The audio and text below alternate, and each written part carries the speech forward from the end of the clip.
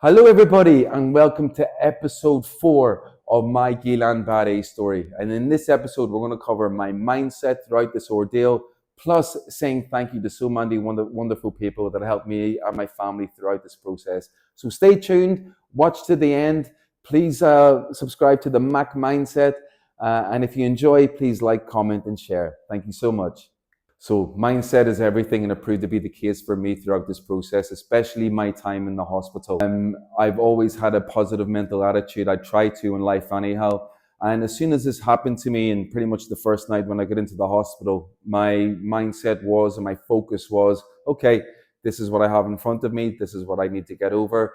Let me do this to the best of my ability. Everything else became peripheral. The only thing I needed to focus on was walking again, becoming able again, getting my mobility back and being able to go home to my family. What does that look like in mindset terms? Well, basically, like I said, having a positive mental attitude.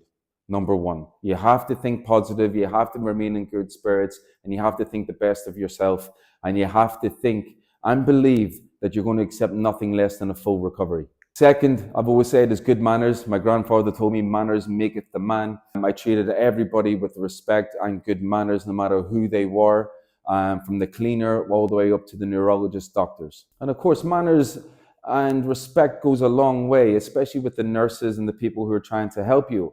For if you treat them well and you're a mannerly person, you're a happy person, you've got a smile on your face and you're very grateful, every time that nurse comes in to see you or the doctor, whatever, they've got a big smile on their face and you have no idea how much that means to you and how much you need that. And not to mention, just having good manners is one of the best traits any person in this world could ever have. Third, in terms of my mindset, which was important to me, was empathy. I had to realize that everybody around me in that hospital, in that ward, was going through their own difficulties, going through their own problems. I'm no one special. I'm just there like everybody else, trying to get through it, trying to get home to their families, trying to get back on their feet again. I'm trying to get their health back. Everybody is in the same situation when they're in there, so empathy plays a huge role. You have to be empathetic to the people around you, to everyone that's in there, and do your best to make friends and be friendly with everyone on the ward as well. It goes a long way. And of course, what I always say, a ton of grit and determination. Because being in the hospital is not an easy place. You have to have grit, you have to have determination, especially if you're doing rehabilitation. You have to put yourself in the best position each day to do your rehabilitation to the best of your abilities. The determination to do all the extras and exactly what it's going to take for you to get home, such as extra reps in the bed. Being disciplined, not watching TV all day, lying in the bed or watching TV at night. In fact, I didn't watch TV at all. At nighttime, I put on between sort of 8 and 9 p.m. I put on Larry David versus the World, a bit of Curb Your Enthusiasm, something like that, a bit of laughter, but I kept that to the night. Apart from that, all during the day, what I was there for was to work and get better. Every single night, I asked for my sleeping tablet around 9 p.m. I was asleep at 9:30, and the reason being is no matter what happens, at 6:30 every single morning, those lights go on, and you're awake and you're up and you're at it. My rehabilitation would start at around 9 o'clock, 9:15, 9:20 sometimes.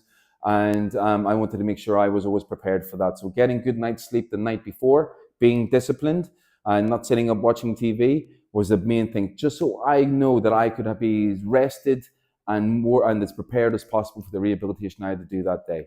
And as I've touched on it before, it wasn't just the rehabilitation, it was all the extras, it was all the extra reps in the bed that I had to do. It was me versus the bed at the end of the day.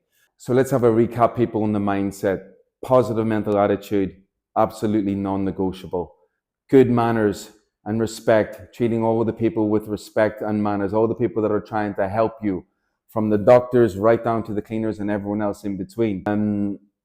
Empathy, you must have empathy. Everyone there is fighting their own battle. Everyone's just trying to get home to their loved ones. Everyone's just trying to get back on their feet, trying to get healthy again. So you're nothing special. You're in there with everybody else. Be empathetic, be friendly with everybody. And of course, a mountain of grit, determination, and discipline. You're going to have to be disciplined. You're going to have that single mind focus. Nothing, everything else is peripheral.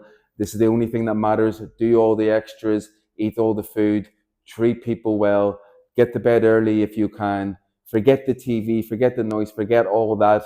It's going to be you versus the bed in most cases. and you're just going to do whatever it takes to get back on your feet. Forget about the noise, forget everything else, and have that single focus. So people, mindset is absolutely everything. Just remember, it's not what happens to you in this world, it's how you react to it.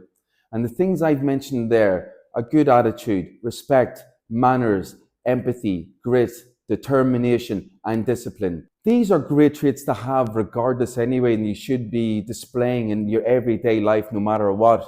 Why would that change if you ever go to the hospital? In fact, you need to double, triple down on all of those wonderful traits. And trust me, it will make a huge difference to your recovery. And I also want to take this time now to say thank you to so many people that have helped me for my recovery, helped my family, helped everybody.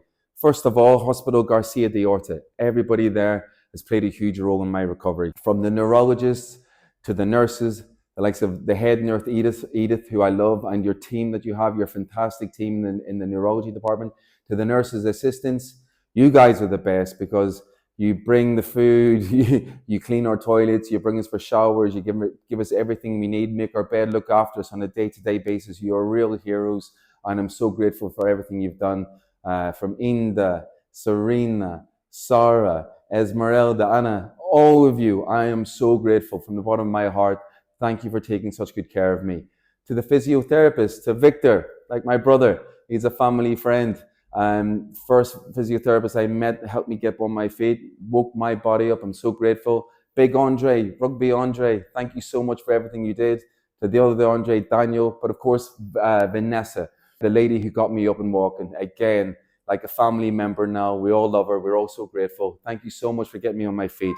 And to your wonderful team in the gym, Helena, Anna, and everybody else. You were all so good with me. I'm so grateful. And I can't thank you enough from the bottom of my heart.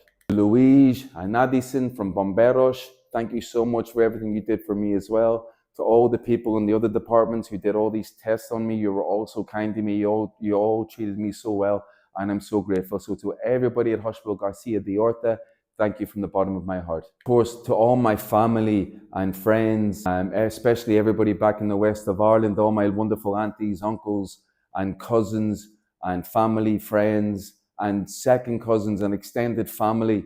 I'm so grateful to you all, and to all my friends around the world, in London, here in Portugal. I'm so grateful. So thank you all so much. To our ex-colleagues, to ex-bosses and directors, people I hold in such high esteem.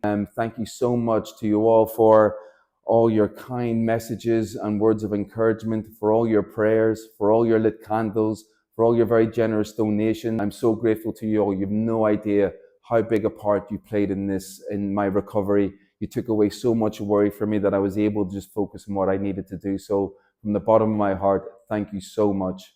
Thank you to my mother as well, hugely, who came over here for 4 weeks and was an absolute rock. Helped so much with Helen and the baby, with Kiva, coming to the hospital every day, just doing so much for us here at home. And giving us that support and love. I'm so grateful to you. Thank you for everything, Brigitte. We'll never forget it, and we're so grateful. And of course, my biggest thank you has to go to my beautiful wife-to-be, my beautiful fiancée, Helen.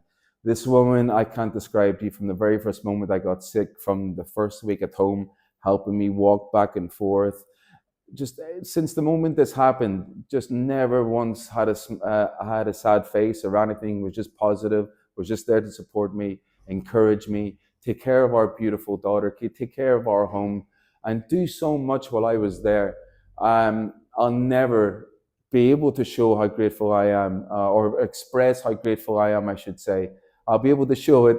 Expression might be a bit harder, but I'm so grateful to this beautiful woman. I could never ask for a better partner, a better wife, soon wife, a mother of our soon-to-be children.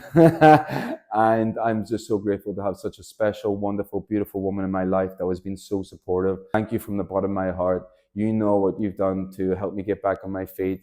The support in the hospital, the support here at home, doing everything, being my physiotherapist for 4 days a week here at the home as well. And yeah, I'm so grateful. I love you so much, and thank you. Thank you so much for watching. That was episode 4, which covered my mindset throughout this process, plus all my thank yous to so many people around the world. And of course, if you've enjoyed this video, please like, comment, and subscribe to the Mac Mindset